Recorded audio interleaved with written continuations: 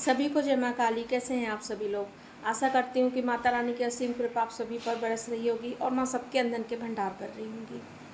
आज हम भगवान के साकार और निराकार रूप की बात करेंगे।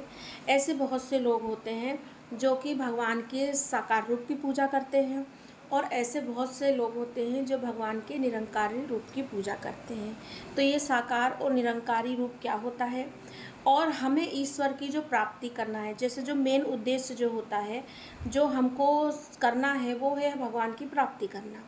भगवान की प्राप्ति करने के लिए हमें कौन सा रास्ता अपनाना चाहिए, कितना सरल रास्ता हो कि हमें भगवान की कृपा मिल जाए। ठीक है, भगवान की नज़र हम पे पड़ जाए, उनकी तो नज़र ही काफ़ी है। भगवान की एक दृष्टि ही हमारे ऊपर काफ़ी है। अगर वो दृष्टि ही पड़ जाए भगवान की तो ही हमारा जीवन जो है वो सफल हो जाएगा। तो वीडियो में आप अंत तक बने रहिएगा, क्योंकि ये समझना बहुत ज़रूरी है कि साकार और निराकार क्या है और कैसे हमें आगे बढ़ना है साकार निराकार को समझते हुए। वीडियो में अंत तक रहिएगा। वीडियो अच्छी लगे तो कमेंट में जय माँ काली जरूर लिखिएगा।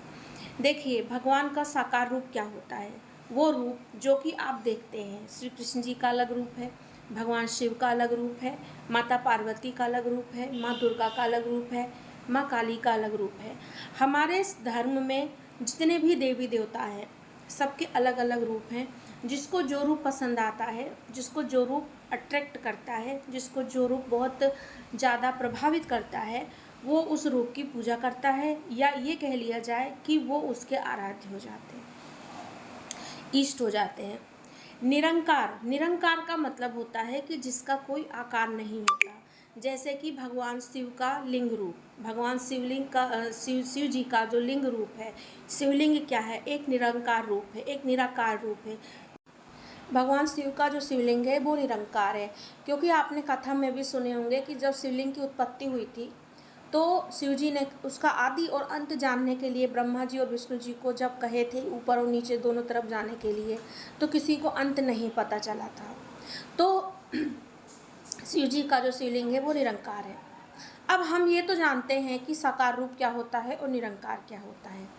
देखिए, और समझने के लिए मैं आपको ऐसे बताती हूँ कि जो ऊर्जा होती है, ठीक है, जब आप कभी ध्यान में बैठेंगे, अगर आपकी ध्यान दृष्टि अच्छी है, अगर आपका ध्यान अच्छा लगता है, अगर आपका जाप अच्छा है तो ध्यान अच्छा लगेगा, तो आपको ध्यान में प्रकाश नज़र आएगा, आपको देवी देवताओं का प्रकाश पुंज नजर आएगा।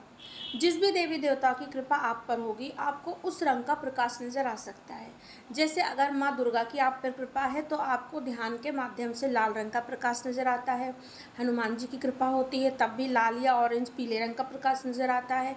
अगर माँ काली या शिव जी की कृपा होती है तो आपको पर्पल या ब्लू कलर का प्रकाश, आपको लाइट आपको ध्यान में दिख सकती है, या एकदम वाइट भी दिखता है। तो इस तरीके से जिस तरीके की ऊर्जा, जो ऊर्जा जिस तत्व की ऊर्जा आपके साथ जुड़ी होती है वो आपको नज़र आती है।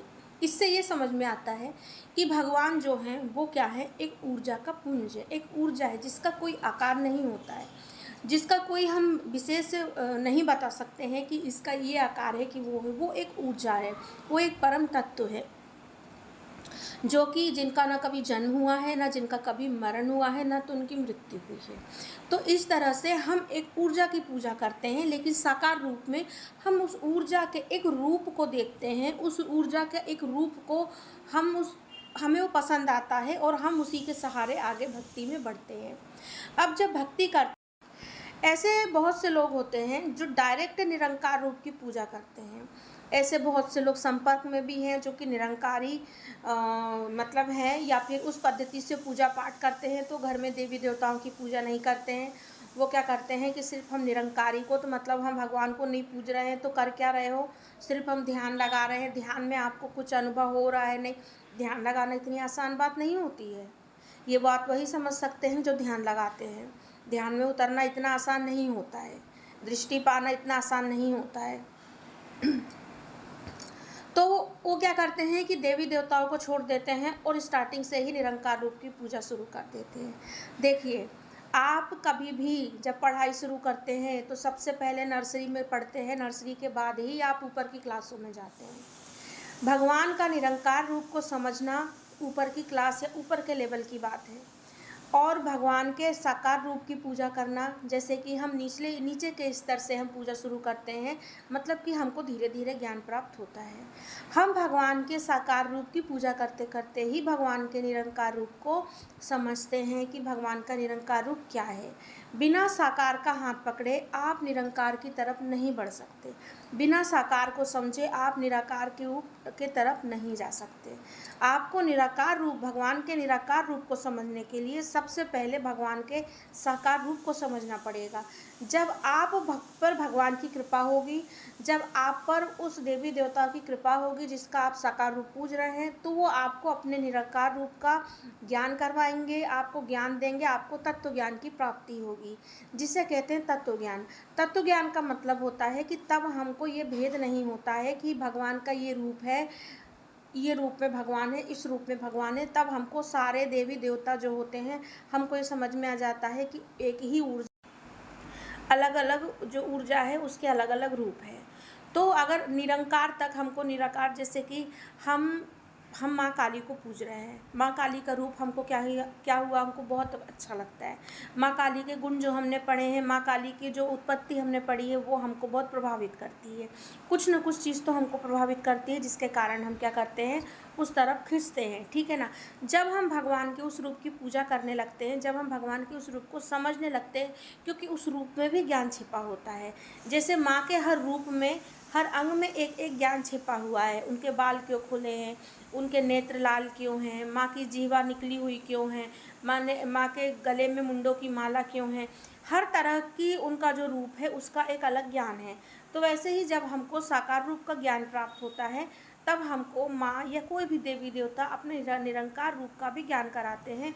वो खुद बताते हैं, खुद दिखाते हैं ध्यान के माध्यम से कि मेरे कई रूप हैं। मैं स्त्री के रूप में भी हूँ, मैं पुरुष के रूप में भी हूँ, मैं अर्धनारीश्वर रूप में भी हूँ, मैं हर रूप में हूँ।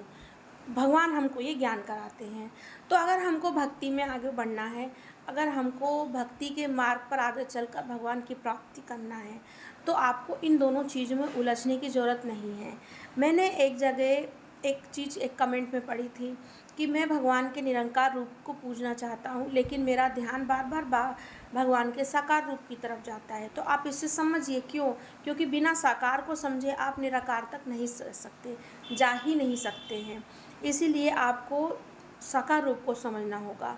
ओम, जो कि कहते हैं ना कि ओम जो है वो प्रणव अक्षर है ओम, तो ओम में जो कि सारी सृष्टि समाई हुई है, उस ओम को भी जब आप जपते हैं तो आपके सामने एक ऊर्जा दिखती है। उस ऊर्जा को, जब वो ऊर्जा आपको दिखती है, तो उस ऊर्जा का भी आपको एक रूप नज़र आता है। आपको शिव जी नज़र आते हैं उस ऊर्जा के रूप में, आपको विष्णु जी नज़र आते हैं उस ऊर्जा के रूप में। तब आप साकार के तरफ खींचते हैं, क्योंकि भगवान आपको दिखाते हैं कि पहले आप साकार तरफ आओ, इसके बाद में आपको निराकार की या निरंकार की आपको प्राप्ति होगी। आपको तब तत्व ज्ञान समझ में आएगा, तब आप आकार पे उलझे नहीं रहेंगे, तब आपको मोह नहीं होगा कि हमको ये साकार रूप की पूजा करनी है हमको। तब आप ये जान जाएंगे कि भगवान हमारे हृदय में है, ईश्वर हमारे हृदय में है। तब आप ये चीज़ अच्छे से समझ जाएंगे, तब आप निरंकार रूप को समझ पाएंगे। तो ये था साकार और निरंकार का जो छोटा सा एक भेद है, ये समझने की बहुत ज़रूरत होती है, क्योंकि बहुत से लोग ऐसे हैं जो निरंकार की तरफ जाने के लिए साकार को छोड़ देते हैं, और ना ही वो साकार को समझ पाते हैं और ना ही वो निरंकार को समझ पाते हैं। तो मैं आशा करती हूँ कि आपको वीडियो अच्छी लगी होगी। अच्छी लगी हो तो कमेंट में जय माँ काली ज़रूर लिखिएगा। जय माँ काली।